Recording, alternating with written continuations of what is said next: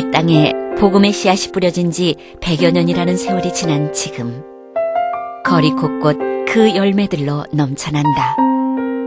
하지만 이 복음의 역사를 거슬러 올라가 보면 오늘날의 이 열매를 위해 치러야 했던 혹독한 고난과 희생의 모습들을 찾아볼 수 있다. 신앙을 지키기 위해 자신의 삶을 송두리째 바쳐야 했던 이들, 믿음의 유산을 남기기 위해 그들이 치러야 했던 대가는 결코 작지 않은 것이었다.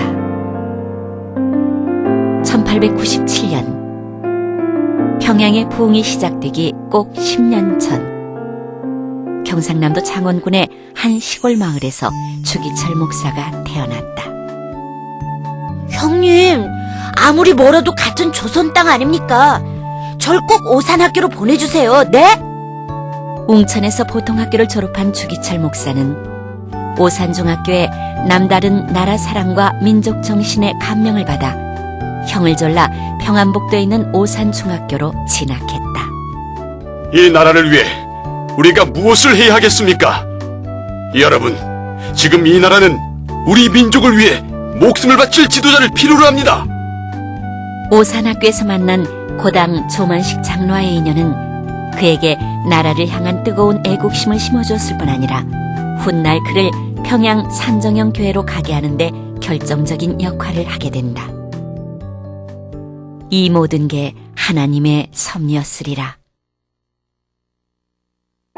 이후 청년 주기철은 연희 전문학교에 진학을 하지만 지병인 안질이 악화되는 바람에 공부를 중단하고 고향으로 돌아가게 되고, 그 일을 계기로 그는 생각지 못했던 인생의 새로운 장을 시작하게 된다.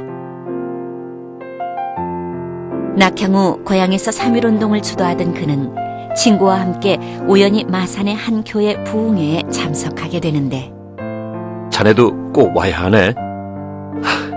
이 부흥회라 처음이지만 왠지 자꾸 마음이 가는걸? 그때 부흥회를 인도했던 목사가 바로 당대의 부흥사 김익두 목사였다. 부흥회 세 번째 날, 성령 충만함을 받아 십자가의 복음을 위해 일하는 것이 참 애국이요, 나라를 구하는 일입니다. 성령을 받으시오. 오 하나님, 나의 하나님. 처음으로 뜨거운 성령 체험을 한 주기철은 이날을 계기로 목사로서의 헌신을 다짐한다. 이후 그는 평양에 있는 평양신학교에 입학, 3년 뒤 신학교를 졸업하고 정식으로 목회 사역을 시작하는데, 무사히 이 신학 공부를 마치게 해주신 하나님께 모든 영광과 감사를 올려드립니다. 부산 초량교회에서 시작해 마산 문창교회로 옮겨 총 11년간의 목회 기간 동안 주기철 목사는 경남노회 부회장, 회장직을 섬기며 신사참배 반대에 대한 태도를 누구보다도 확고히 다졌다. 지금으로부터 우리 경남노회는 신사참배를 반대할 것을 결의하는 바입니다. 1928년 경남노회 부회장을 맡고 있을 때 신사참배 반대 결의안을 정식으로 결의, 일본 제국에 대한 첫 번째 도전장을 냈을 때 그의 나이 겨우 30대 초반이었다. 그러던 1935년 5월 경남노회장이던 주기철 목사는 금강산의 온정리 수양관에서 열린 목회자 수련회에 참석해 전국의 목회자들이 빽빽히 들어찬 가운데 설교를 하기 위해 강단에 올라갔다. 다음은 주기철 목사님께서 예언자의 권위라는 제목으로 설교를 해주시겠습니다. 세례 요한은 동생의 아내와 간통한 헤롯 왕을 그 면전에서 책망하였습니다.